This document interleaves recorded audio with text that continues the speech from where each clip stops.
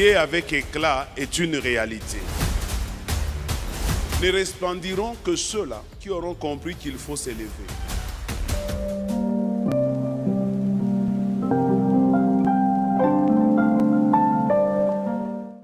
Alors, bien-aimés dans le Seigneur, je crois qu'on vous a aussi dit que, sauf erreur de ma part, il faut désormais commencer à venir à temps à l'église, particulièrement vous du premier culte.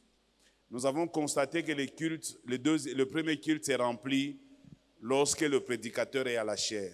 Moi-même, étant prédicateur, je le vois. Donc, c'est quand tu prêches que la salle s'est remplie. Ce n'est pas correct. Vous avez aussi besoin de l'adoration, vous avez besoin de la louange, vous avez besoin aussi de donner vos offrandes. Il faut que votre culte soit complet.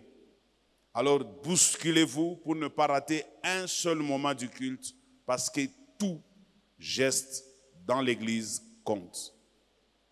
Ne dites pas ma louange, ton abatia, je te crois ta parole, c'est une erreur. Il y a des guérisons et des miracles que Dieu opère pendant la louange, pendant l'adoration et même pendant les offrandes. Quelqu'un me donne un bon amen?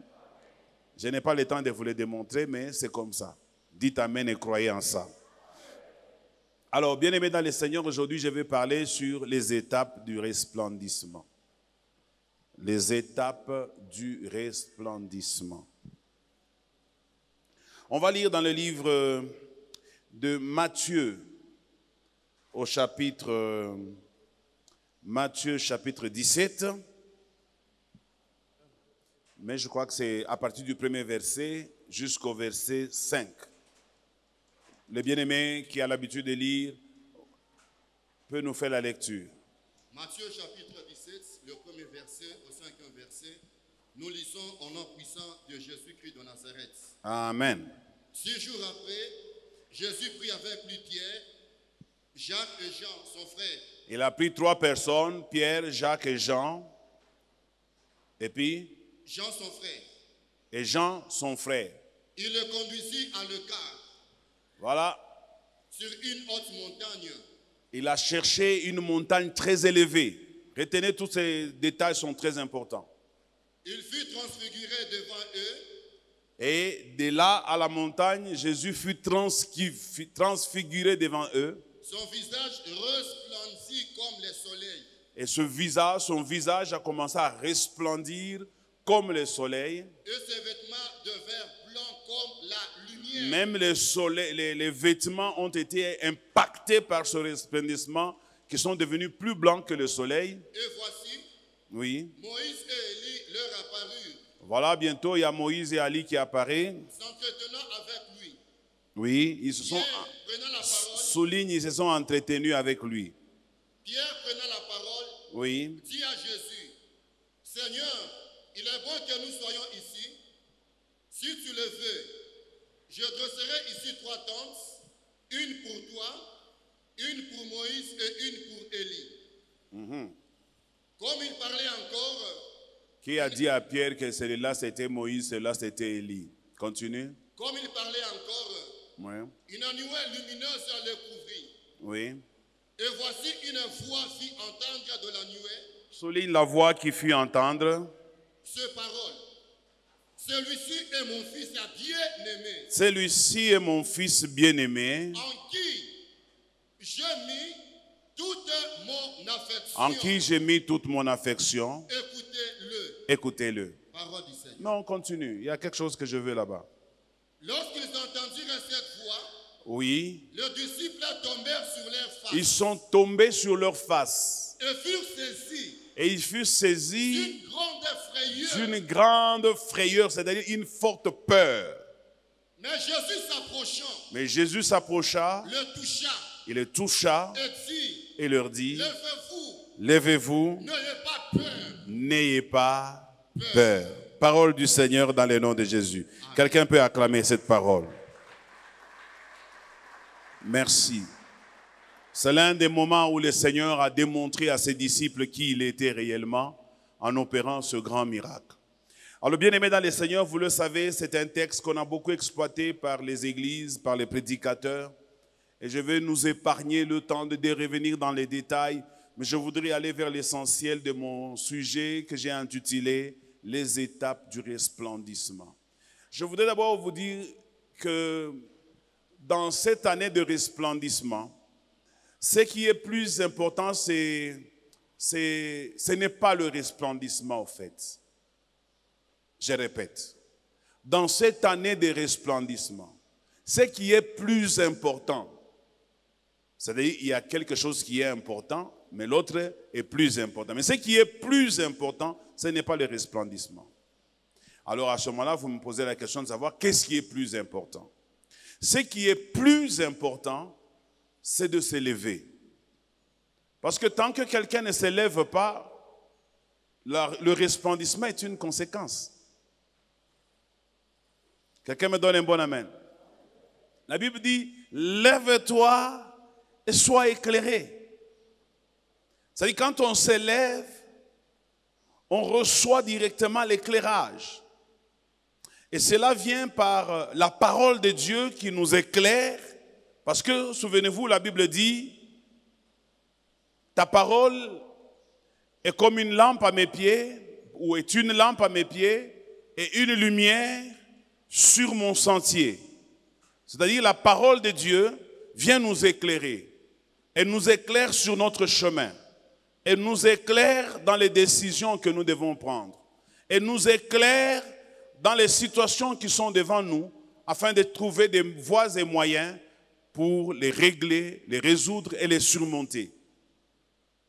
Alors, je voudrais rapidement rentrer dans l'histoire que nous avons lue pour vous dire que dans les différentes étapes pour atteindre le resplendissement, comme je l'ai dit, ce n'est pas la fin, mais c'est plutôt les débuts. Quelqu'un me donne un bon amen. Vous savez bien que dans la vie, si vous avez mal commencé certaines choses, on peut déjà estimer et vous dire que vous avez plus de chances d'échouer ce que vous avez commencé.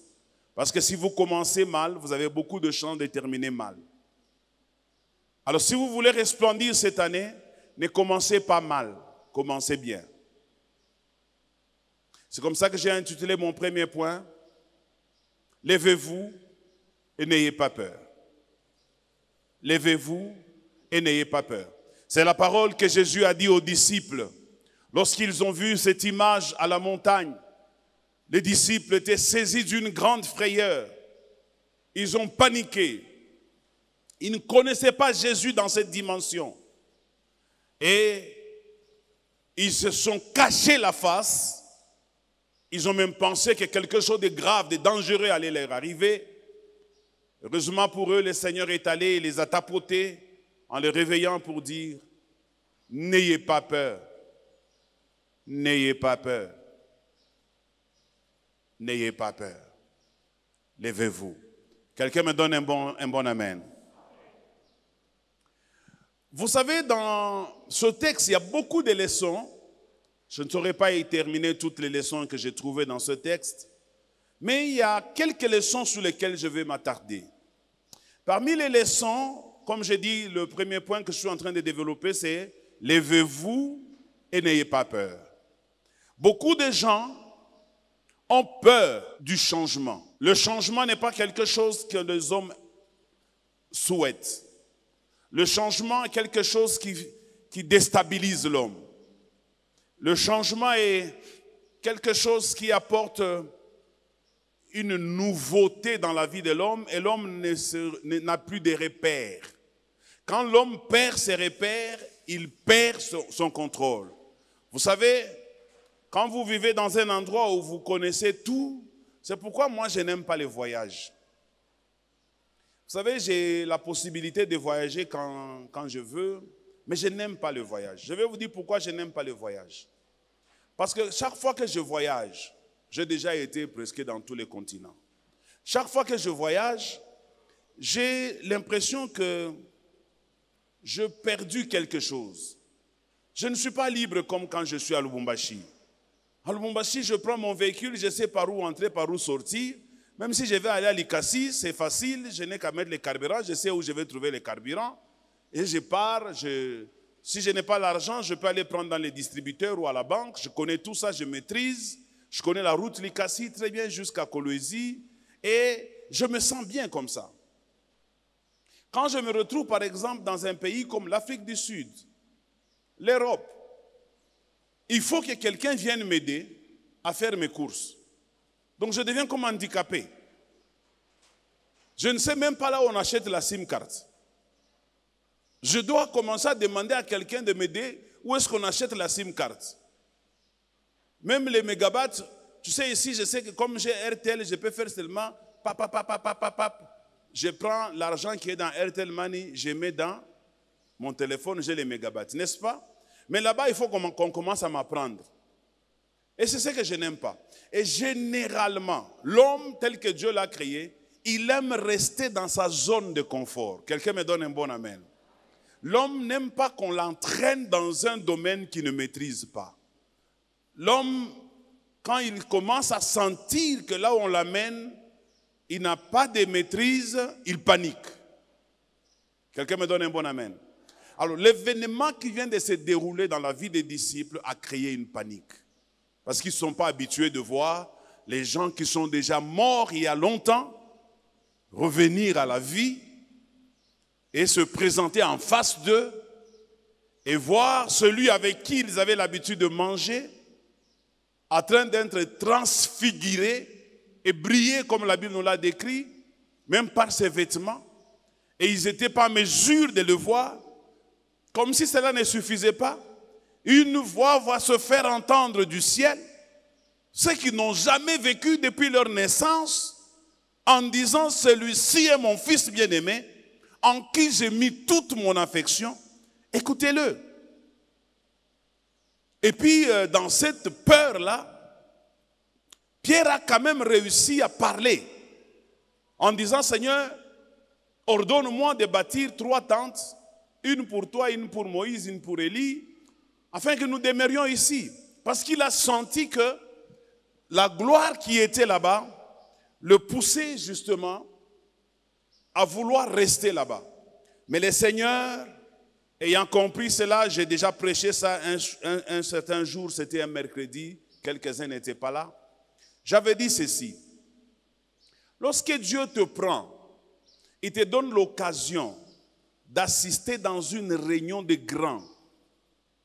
Il ne te donne pas l'occasion de parler, ni l'autorisation de le faire. Beaucoup de gens ici commettent l'erreur quand il est avec un grand. Lorsque le grand te dit, dis accompagne-moi un peu. Lorsque tu l'accompagnes, tout ce que tu vois, tout ce que tu observes, garde ton silence. Ne sois pas pressé de parler.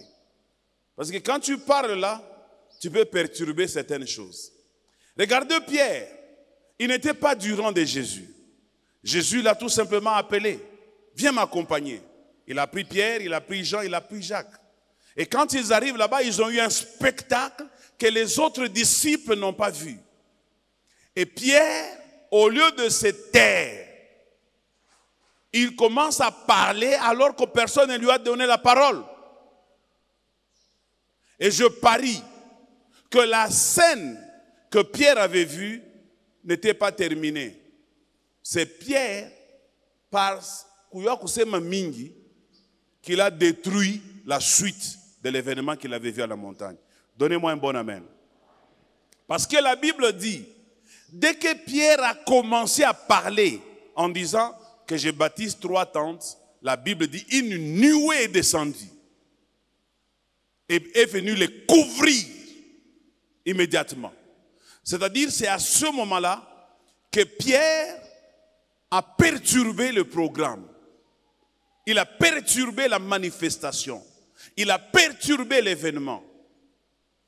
Alors, bien-aimés dans le Seigneur, si vous voulez les étapes dans le resplendissement, la première étape, vous avez besoin de quelqu'un qui vous y conduit. Je me donne un bon amen. Vous avez besoin de quelqu'un. Ne peut arriver quelque part que si vous avez quelqu'un qui a déjà été là, qui vous tient à la main et qui vous accompagne. Église, écoutez-moi. Dieu a fait tellement les choses afin que chacun de nous puisse avoir besoin de l'autre. Tout le monde a besoin de quelqu'un. Même Jésus avait besoin de Jean-Baptiste. Quelqu'un me donne un bon amen. C'est Jean-Baptiste qui a présenté Jésus, qui a fait connaître Jésus. Vous avez aussi besoin d'avoir quelqu'un qui vous initie, qui vous accompagne. Vous n'allez pas resplendir si vous ne savez pas fréquenter les gens qui resplendissent. Qui me donne un bon amen? Votre problème à vous, c'est que vous êtes un mélange de sorcellerie et d'envoûtement. Quand il y a quelqu'un qui peut vous amener quelque part, l'orgueil vous prend inutilement et gratuitement. Est-ce que kama noza motoka njo mambo? Papa, motoka ni mambo. Après, noza motoka ina mambo, motoka ni mambo. Peut-être que toi tu es né avec la voiture, mais il y a des gens qui ne sont pas nés avec la voiture. Donc, anauza motoka ni événement mon famille. Il faut famille mujime yue kemi nauza motoka. Il y a parfois certains miracles et bénédictions que Dieu accorde à certaines personnes. Pour toi, ça peut paraître normal. Mais pour lui, c'est tout un miracle que Dieu vient de faire. C'est comme une femme qu'on appelle Madame chaque année.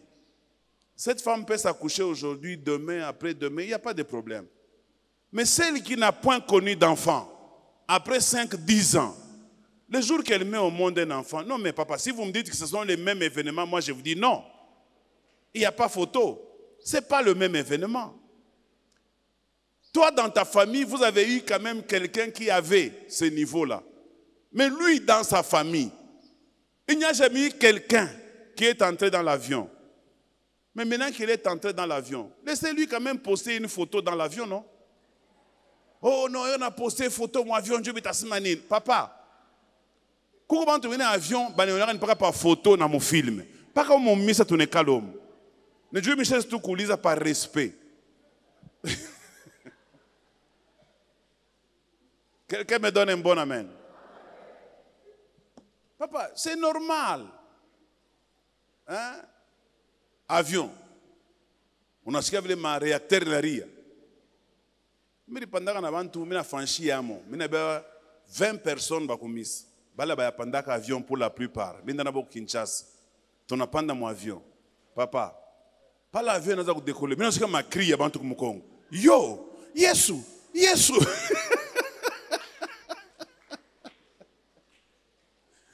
Quelqu'un me donne un bon amen.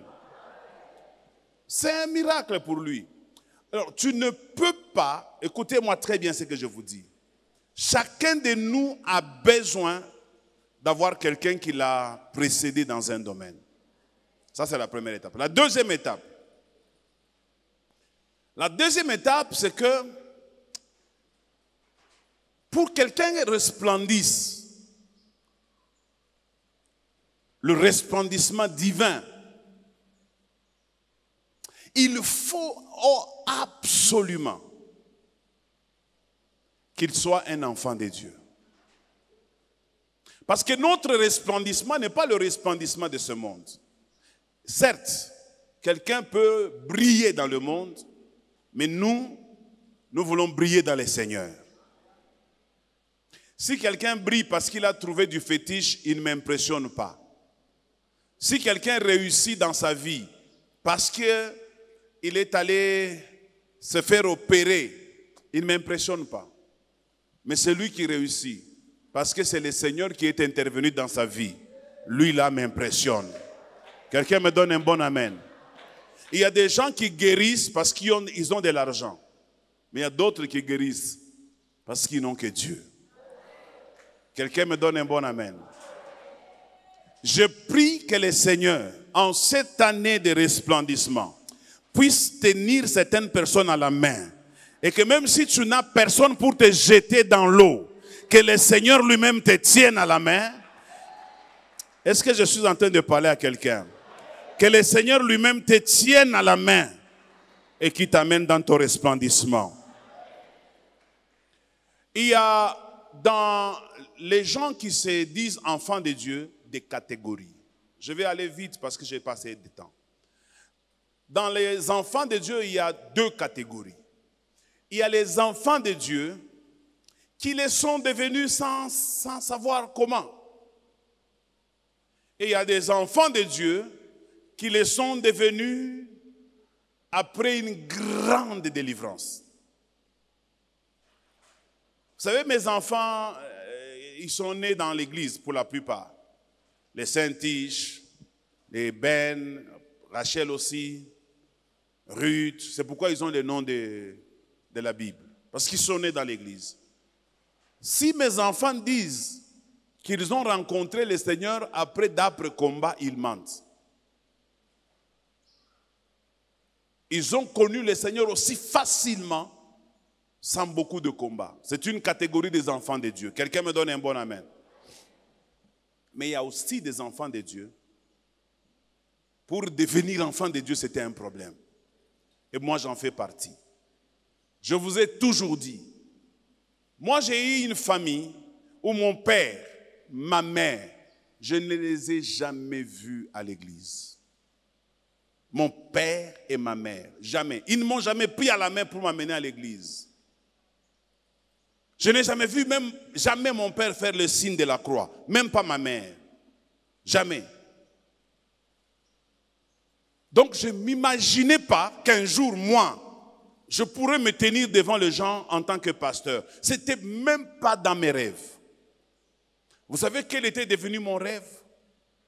C'est de devenir un grand musicien à la trempe de Wera Soul, à la trempe de Kofi Olomide, Papa Wemba. On m'appelait même d'ailleurs à l'époque Lita Bembo.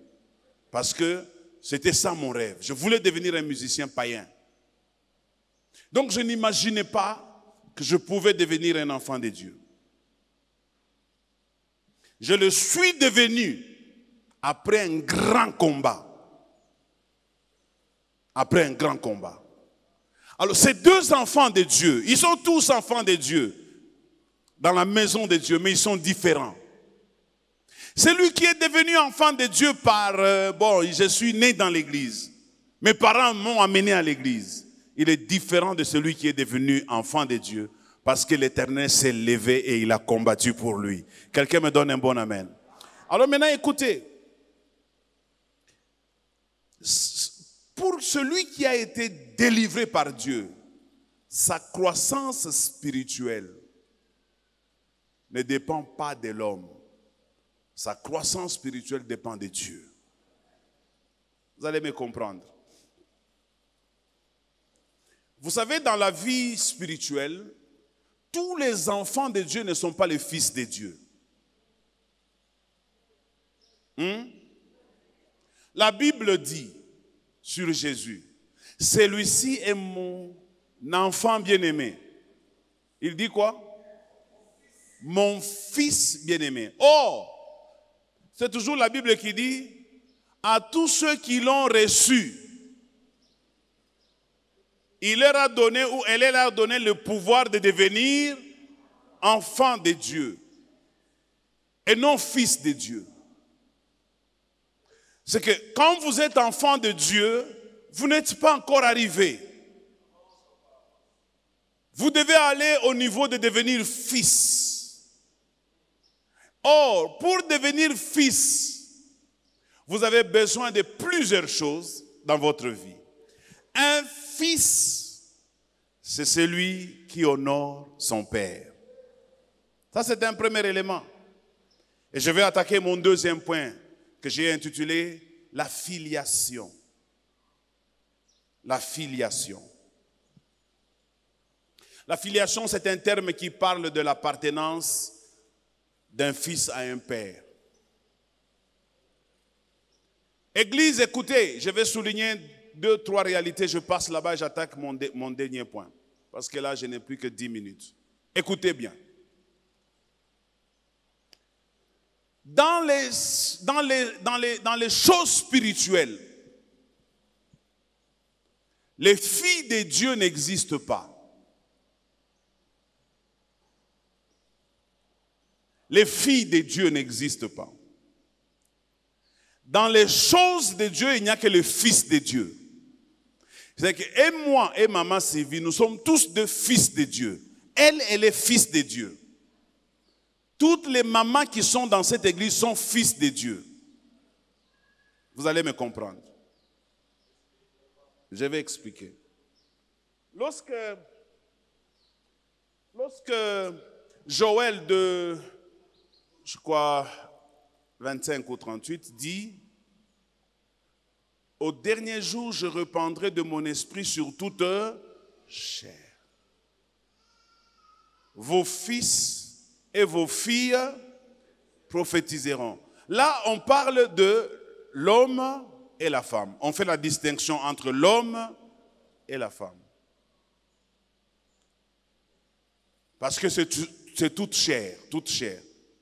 Maintenant, quand on entre dans l'église, parce que croyez-moi, les prophéties, ce n'est pas seulement dans l'église. Même dans le monde, on prophétise. Vous savez ça, non? Alors, quand on entre dans l'église, la Bible dit, la création tout entière attend avec un ardent désir la révélation du Fils de Dieu. C'est-à-dire, là, et l'homme et la femme sont tous fils de Dieu et la création attend leur révélation. Est-ce que je peux encore continuer là? Écoutez, vous savez, lorsque... Non, je dis d'abord une déclaration. Un fils ne cessera jamais d'être un fils. S'il a quitté les niveaux d'enfant, il est devenu fils, il ne redeviendra plus jamais enfant. Il restera fils. Même s'il tombe, il reste fils. Vous voyez l'enfant prodigue, c'était le fils d'un homme riche qui a délapidé de l'argent avec les putes. Mais quand il est revenu dans la maison de son père, il était toujours fils. Mais écoutez ce que lui il a dit, j'ai aimé cette partie ici. Il dit à son père, je ne suis plus digne d'être appelé ton fils. Mais son père lui dit, tu es mon fils. Quelqu'un me donne un bon amen.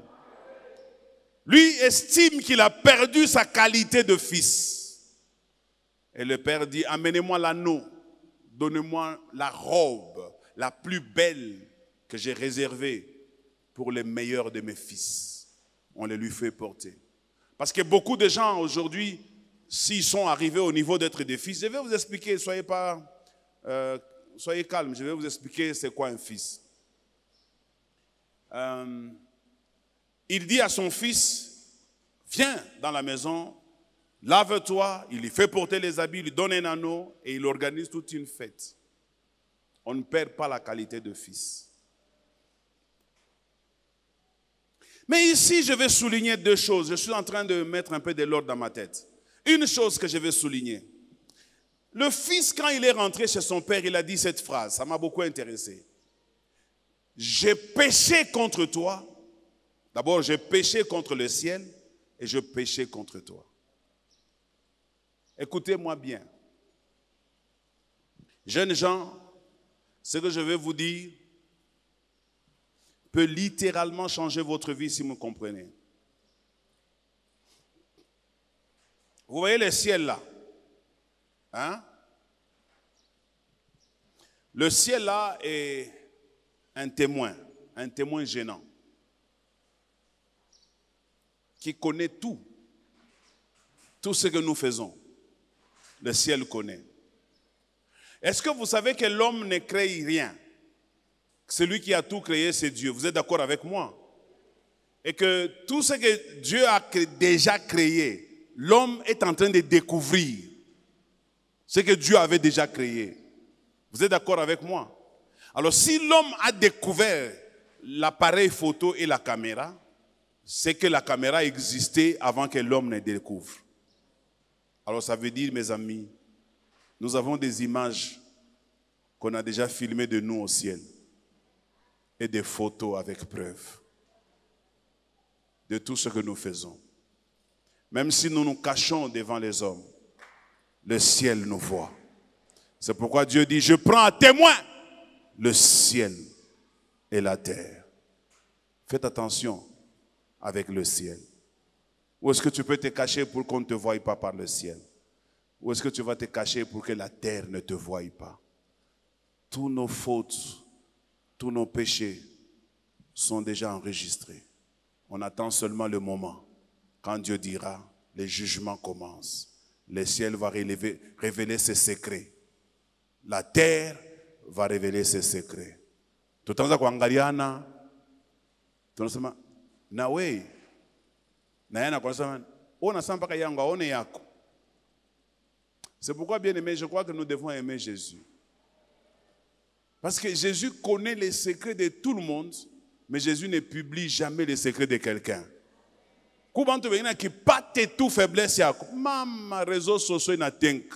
Mais Jésus connaît les secrets de tout le monde. Même ce que tu as fait hier, même ce que tu as fait avant-hier. Il a même les photos, les clichés avec les détails. Après, seulement sous-là, on est bien. Kou caméra, moi, il bien. Mouboui, il bien. On a tout là, ouais, oh,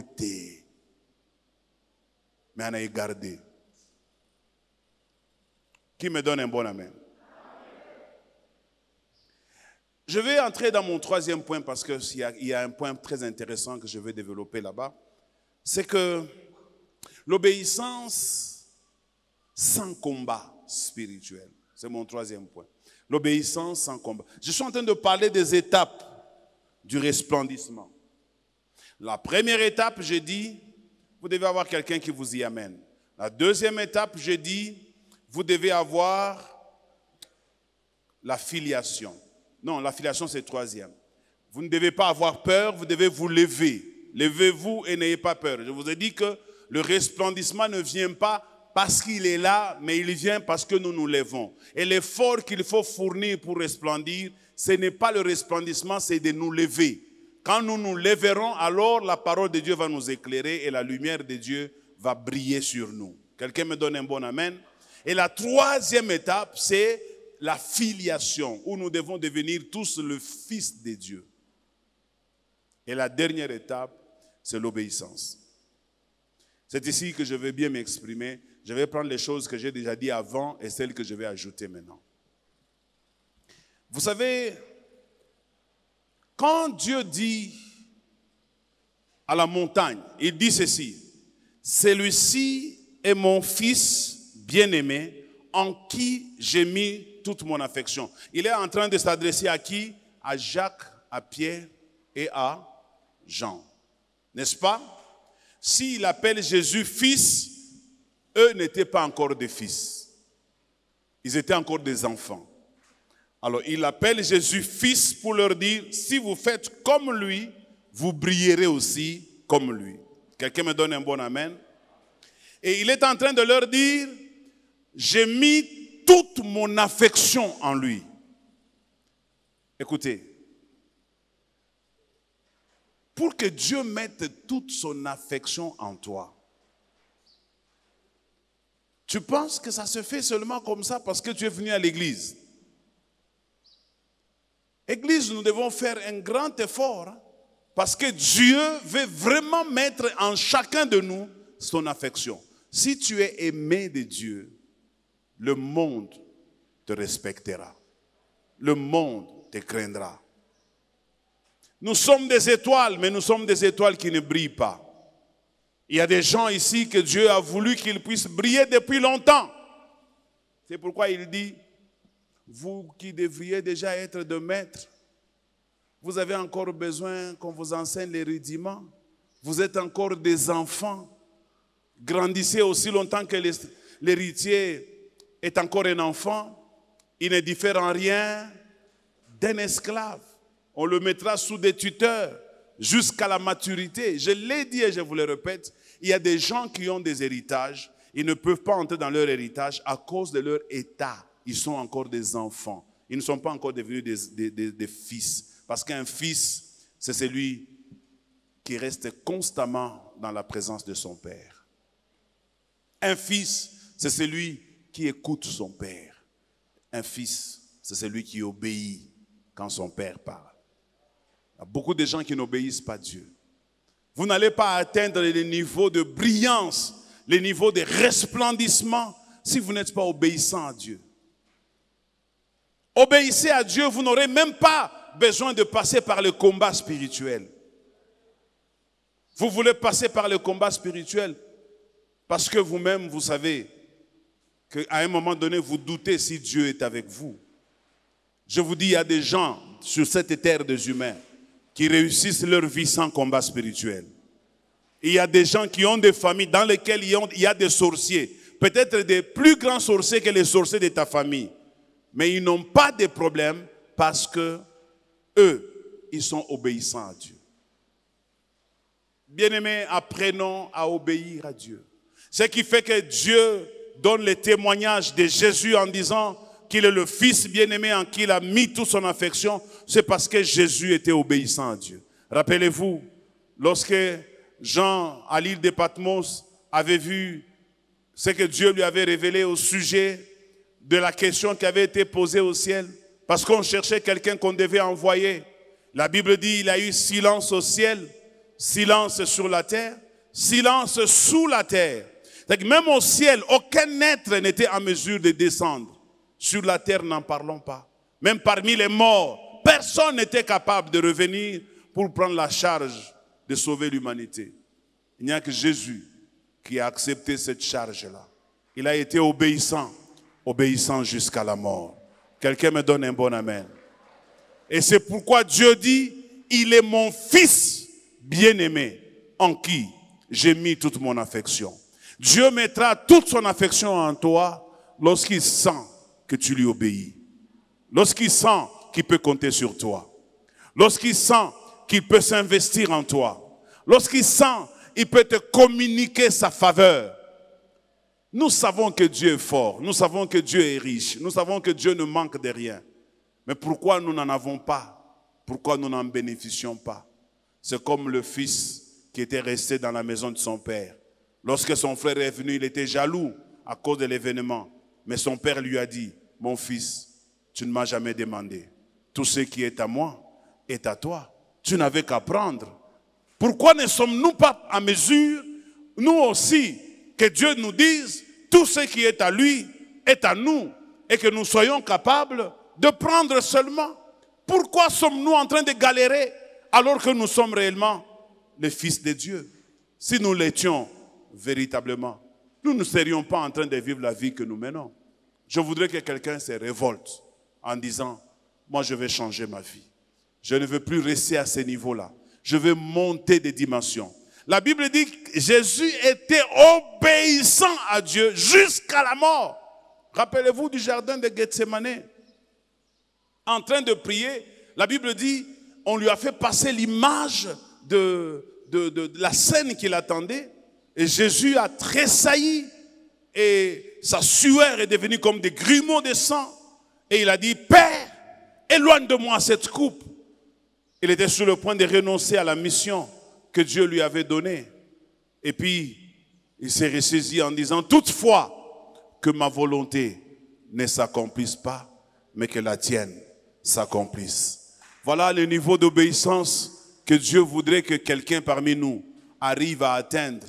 À ce moment-là, je vous dis, bien-aimés dans le Seigneur, vous allez briller et personne ne pourra éteindre votre lumière. Là où l'humain fait défaut, c'est quand il faut faire confiance à Dieu, c'est quand il faut s'abandonner entre les mains de Dieu, c'est quand il faut donner toute sa vie au Seigneur. C'est là où l'humain fait les défauts. L'homme aime toujours contrôler les choses. L'homme, dans sa nature, il ne veut pas que quelque chose l'échappe. Il veut que tout ce qui se passe autour de lui, qu'il soit en mesure d'expliquer et de contrôler ça. Bien-aimé dans le Seigneur, avec Dieu, tu n'as pas besoin de tout expliquer. Tu n'as pas besoin de tout contrôler. Tu as tout simplement besoin de te laisser guider par lui. Moi, j'ai la foi que si dans cette église, il y a des gens qui comprennent ça, ils iront très loin avec Dieu. Vous savez, je vais vous dire deux choses, je vais terminer. Je suivais un documentaire d'abord. Dans le documentaire, on a dit, vous voyez les étoiles que nous voyons la nuit. On m'a révélé que la distance entre d'abord le soleil et nous, elle est moindre par rapport à la distance de la lumière, et plutôt la distance des étoiles.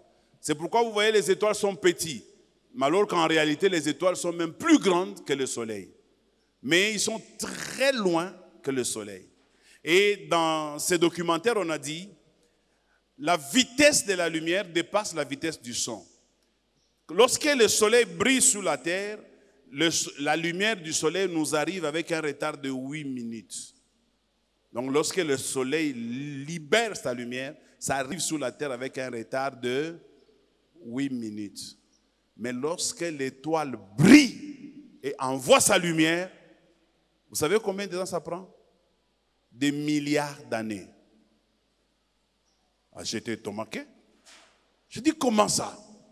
Comment une étoile que moi je vois au Lubumbashi, vous me dites que cette étoile-là, pour que je la voie, la lumière là, pour qu'elle me parvienne, elle a dû faire des milliards d'années. Ils ont expliqué.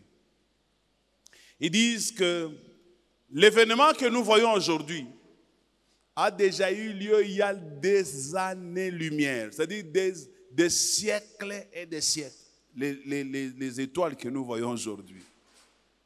Peut-être que même cette étoile a déjà disparu dans l'atmosphère, elle n'existait plus. Mais puisqu'elle avait envoyé une lumière, la distance, la trajectoire que la lumière avait prise pour arriver jusqu'à moi, ça fait des milliards d'années. Alors j'ai aimé, l'astrologue a dit, quand nous regardons les étoiles, en fait en réalité nous sommes en train de regarder notre passé. Ce n'est pas notre présent. Alors j'ai compris, j'ai tiré de là une leçon pour dire à quelqu'un. Le diable qui veut te combattre aujourd'hui, si tu es déjà arrivé à un niveau où Dieu t'a déjà éclairé et que tu as déjà commencé à briller, s'il te combat, il te combat en retard. Parce que ta lumière a déjà brillé il y a longtemps, longtemps. C'est que ce qu'il est en train de faire aujourd'hui ne peut pas affecter ce qui s'est déjà passé il y a des années, des années. Est-ce que quelqu'un a entendu ce que je dis là? Jésus a accompli les choses à la croix il y a 2000 ans. Aucun d'entre nous ici n'était présent. Mais les effets de ce que Jésus avait fait à Golgotha sont en train de se ressentir même à présent dans cette salle pendant que je suis en train de parler. C'est que le diable vient toujours en retard. Quelqu'un me donne un bon amen. Quelqu'un me donne un bon amen. J'ai suivi un homme de Dieu qui a dit ceci. Dieu, il n'est pas un Dieu qui vit dans le même temps que nous. Écoutez-moi bien, ceci, ça va vous aider. Dieu ne vit pas dans le même temps que nous. Le temps n'existe pas pour lui. Le temps que nous connaissons ici n'existe pas. C'est comme ça que quand Dieu nous pardonne de tous nos péchés, il ne voit pas quand est-ce que tu commets le péché. Le temps n'existant pas, c'est que même les péchés que tu commettras demain, Dieu les a déjà effacés. Quelqu'un me donne un bon amen. Cela n'est pas une raison pour dire, alors je vais commettre le péché. Ça veut tout simplement dire, vous savez, l'Église, nous devons atteindre la maturité selon laquelle nous n'arrêtons pas de commettre le péché parce que nous avons peur de Dieu. Nous n'arrivons pas à commettre le péché parce que nous voulons que Dieu nous bénisse. Non. Nous devons arrêter avec le péché simplement parce que nous aimons Dieu. Si j'aime Dieu, j'aime ce qu'il a fait pour moi. Si je suis conscient que Dieu m'a sauvé, qu'il m'a arraché des gueules de la sorcellerie, qu'il a fait de moi ce que je suis aujourd'hui, alors je l'adore et en l'adorant, je m'éloigne du péché. Quelqu'un me donne un bon amen?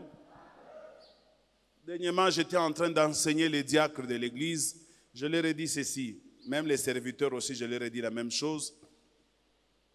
Dans le service de Dieu, quand on veut servir Dieu, la première étape, c'est l'adoration.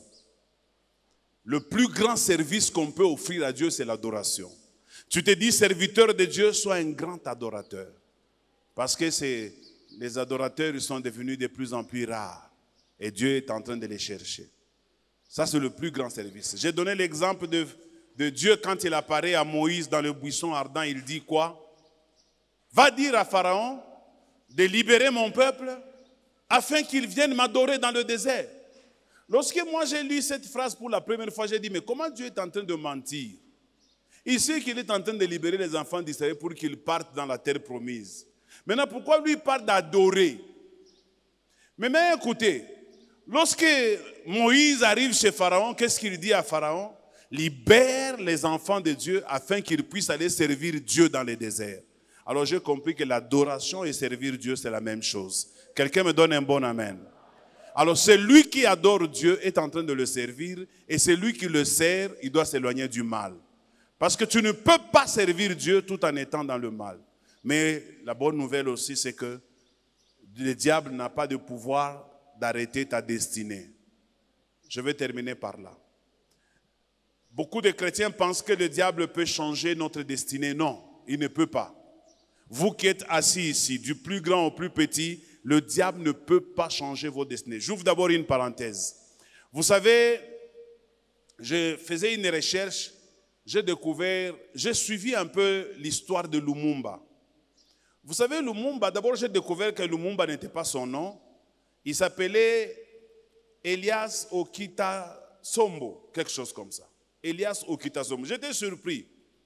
Donc Lumumba, c'est un nom qu'on lui a collé ou c'est un nom qu'il s'est donné lui-même, je ne sais pas comment. J'ai cherché pourquoi on l'appelle Emery Patrice Lumumba. Je n'ai pas compris, je n'ai pas trouvé. Mais au moins, on m'a dit que Lumumba ne s'appelait pas Lumumba. Alors, vous savez que Lumumba a commencé la politique en 1958 et que Lumumba est mort en 1961. Combien d'années? 3 ans. Est-ce que vous savez que Lumumba n'a été Premier ministre que pendant 2 mois et demi? Mais c'est cet homme-là qui est un héros national indiscutable. Tu n'as pas besoin de l'éternité pour briller, pour resplendir. Tu n'as pas besoin de ça. Je vais terminer. Vous savez que les gens qui ont resplendi dans la Bible et dans la vie dans laquelle nous sommes, vous et moi, ce sont des gens, même s'ils ne sont plus là, on continue à parler d'eux. Quand aujourd'hui je vous parle d'Abraham, je vous parle de Jacob, je peux vous parler de David, n'est-ce pas? Je peux aussi vous parler de Joseph, je peux vous parler de Paul. Ce sont des gens qui ont resplendi. Et leur resplendissement continue à briller jusqu'aujourd'hui. Même les héros comme les Lumumba, ils continuent à briller jusqu'aujourd'hui. Les gens comme de Nelson Mandela, qui n'a fait qu'un mandat, après avoir souffert 25 ans en prison. Quelle grandeur d'âme. On t'arrête pendant 25 ans. Et quand tu sors, tu fais un mandat, tu renonces. Tu deviens un simple citoyen. Des gens à la grandeur. Ils ont marqué l'histoire de l'humanité. On a besoin dans l'église aussi des gens qui vont marquer l'histoire de l'église. Soit cette personne-là qui se dit, Seigneur, avec toi, moi je marquerai l'histoire de l'église. Et pour marquer l'histoire de l'église, commence d'abord par marquer l'histoire de Bread of Life. Tu dois marquer ton histoire. Même quand tu ne seras pas là, même si les gens veulent faire semblant, mais ils parleront toujours de toi. Parce que tu es... Même Judas a marqué son histoire. Parce que je vous en parle. Judas a marqué son histoire. Combien savent que Judas, livrer Jésus, était une mission qui lui avait été donnée? Si Judas n'avait pas livré Jésus, Jésus ne serait pas mort. Et si Jésus n'était pas mort, le salut n'était pas disponible. Pour que le salut soit disponible, il fallait que Jésus meure. Et pour que Jésus meure, il fallait que quelqu'un le livrât. Et pour que quelqu'un le livrât, il fallait qu'il y ait un certain Judas. Judas a accompli sa mission. Jésus le dit, quand ils sont à table, il dit, l'un d'entre vous va me livrer. Les disciples disent, c'est qui? C'est qui? C'est qui? C'est qui? C'est celui qui va tremper son pain dans la même coupe que moi. Et Judas prend son pain. Il les trempe. Personne de tous les disciples n'a dit, Judas, qu'est-ce que tu veux faire? Tout le monde s'est tué. Et Jésus dit à Judas, ce que tu dois faire, fais-le bien. C'est dans vos Bibles. Jésus dit à Judas, ce que tu dois faire, fais-le bien. Ne commets pas l'erreur. Fais bien les choses. C'était sa mission. J'ai toujours dit que l'erreur de Judas, c'est de s'être donné la mort à la fin. Mais le rôle qu'il devait jouer était écrit. Jésus lui-même, quand il prie dans Jean 17, il dit, « Je n'ai perdu aucun d'eux, si ce n'est le fils de la perdition. » Selon qu'il était écrit. Donc il était écrit que Judas se perdra, mais ce n'était pas qu'il se suicide. Mais c'est resté aussi un homme qui a marqué son temps et son histoire. Quelqu'un me donne un bon amen. Bien-aimé dans le Seigneur, je vais finir en te disant, ne termine pas ce monde ici sans avoir marqué ton passage sur la terre. Ne laisse pas les enfants qui auront honte de parler de toi. Ne laisse pas une progéniture qui t'oubliera aussitôt que tu seras enterré. Ne sois pas enterré pendant que tes enfants vont dire enfin, il est parti. Quelqu'un m'a dit, si tu veux que les gens continuent à penser à toi jusque dans ta tombe, c'est maintenant qu'il faut commencer à faire des choses qui vont faire en sorte que les gens pensent à toi même quand tu ne seras pas là. C'est maintenant. Et vous savez quoi? Demain ne nous appartient pas. Hier est déjà passé. C'est aujourd'hui qui nous appartient. Alors c'est aujourd'hui qu'il faut faire quelque chose. Tant que tu peux faire quelque chose, c'est maintenant. Si tu veux briller, c'est maintenant. Si tu veux marquer ton temps, c'est maintenant. Dans cette église, il y a des gens qui nous ont marqués même financièrement. On ne les oubliera jamais. Jamais. Pour le rôle qu'ils ont joué dans cette église. On ne les oubliera jamais. Qu'on ne t'oublie pas dans cette église. Il faut que tu brilles. Dis à ton voisin, il faut que tu brilles. Alors je vais vous demander de vous tenir debout pendant que nous sommes en train d'acclamer le Seigneur. Merci. Alors écoutez, je voudrais prier pour vous 2 prières, 2 seulement. La première, si je vous demandais de passer ici devant, je sais que vous viendrez tous ici devant. Vous allez rester là où vous êtes, mais écoutez la prière que nous allons faire. Vous allez dire à Dieu, Père, j'ai connu beaucoup d'erreurs dans ma vie, mais il n'est jamais trop tard avec toi. Quelqu'un me donne un bon amen. Je vais expliquer ça bien, restez debout. Vous voyez quand quelqu'un a épousé une femme qui n'était pas dans les plans de Dieu, n'est-ce pas? Normalement, selon nous, il faut dire qu'il faut qu'ils arrêtent, qu'ils se séparent, n'est-ce pas? Mais selon Dieu, ce n'est pas comme ça. C'est que dans cette erreur-là, Dieu peut seulement recadrer les choses. Quelqu'un a compris cela? Alors c'est la prière que tu vas faire à Dieu. J'ai commis des erreurs dans ma vie, mais recadre ma vie afin que j'arrive à retrouver le chemin de ma destinée. Chacun de nous a une destinée, mes amis. Le plus grand problème que nous avons, c'est les niveaux d'obéissance. Les niveaux. J'ai appris que Lumumba est mort à 35 ans. Trop jeune. Trop jeune. Trop jeune. Il y a des gens qui ont aujourd'hui dans cette église 70 ans, 80. On ne connaît même pas son nom. Non, non, il faut marquer ton temps. Il faut marquer ton temps. Alors je veux que tu dis, Seigneur, je te présente mes erreurs et je veux que tu, dès là où j'ai commis mes erreurs, change-moi la direction, dirige-moi vers ma destinée, afin que mon passage sur terre ne soit pas vain. Ça, c'est la première prière. Prions le Seigneur.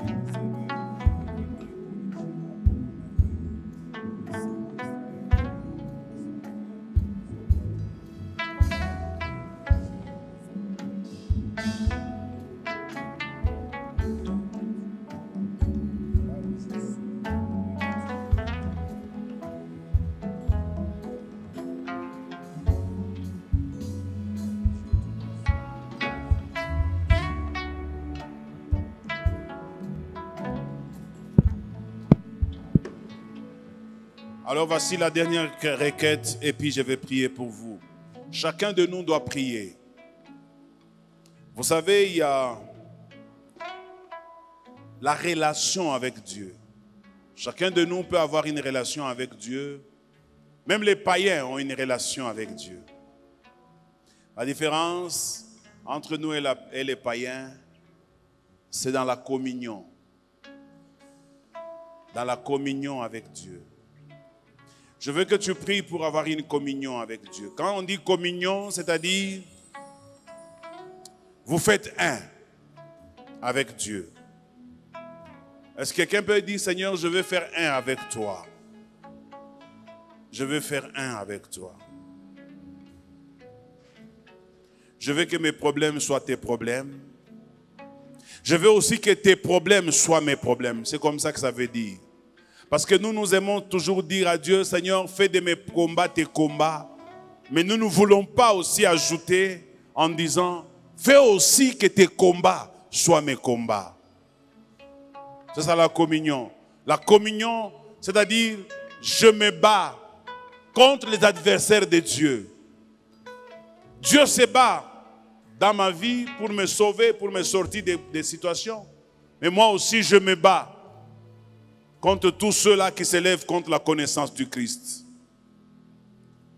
Père, je veux la communion avec toi. Prie.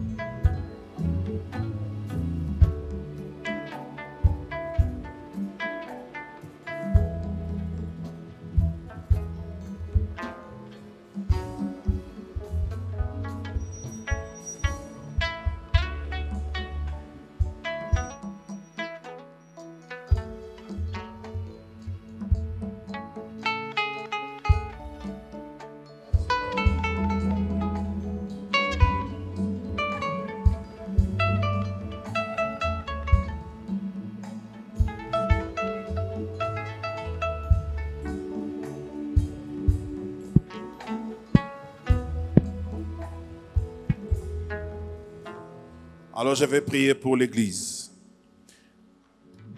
Adonai, Jésus de Nazareth, le vainqueur de la mort,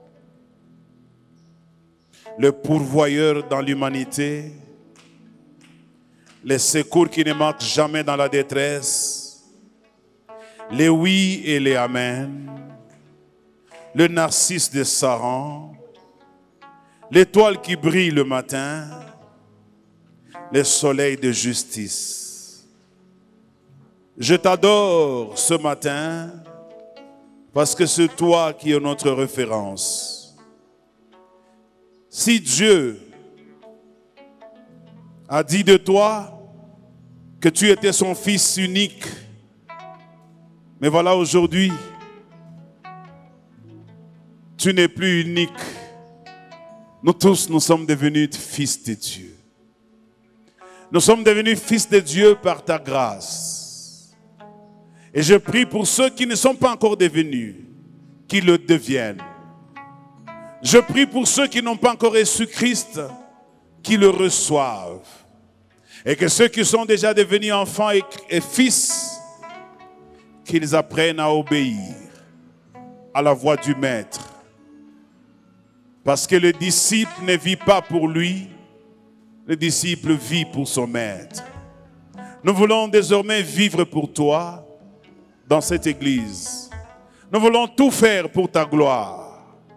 Nous savons que tu nous retourneras aussi la gloire lorsque nous te la donnerons, comme tu nous retourneras aussi l'argent lorsque nous te le donnerons. Je prie afin que tu bénisses ton église financièrement. Bénis les mamans, bénis les jeunes, bénis les hommes adultes, bénis les papas, bénis toutes les couches de cette église. Ouvre les écluses du ciel. Secoue les trésors des nations. Dérange les entreprises. Que ceux qui sont des chômeurs trouvent de l'emploi. Que ceux qui travaillent trouvent de la promotion. Que ceux qui sont dans les libérales gagnent davantage. Afin que nous puissions te bâtir un temple à la gloire de ton nom.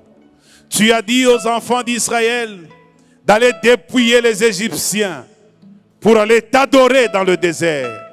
Nous aussi, nous allons les dépouiller pour venir t'adorer à Bread of Life. Je prie dans le nom de Jésus-Christ, afin que tu nous donnes le pouvoir d'arracher, le pouvoir de prendre, le pouvoir d'amasser, le pouvoir de récolter, le pouvoir de t'adorer avec ce que nous avons de précieux. Je bénis cette église. Je ne peux pas finir ma prière sans que je puisse faire allusion à la santé. Donne-leur une bonne santé. Fais en sorte que les malades soient guéris. Fais en sorte que quelques anomalies dans le corps disparaissent ce matin. Fais en sorte que ceux qui nous empêchaient d'être performants disparaissent et que nous soyons performants. Car nous sommes disposés à te servir lorsque nous sommes en bonne santé. Je bénis ton église, je bénis les chemins de retour et je crois, éternel Dieu, aucun de nous ne sera perdu. Nous nous reverrons encore dans cette église pour te célébrer, pour t'adorer. Nous avons ainsi prié. Au nom de Jésus-Christ, j'entends quelqu'un dire Amen, on acclame le Seigneur.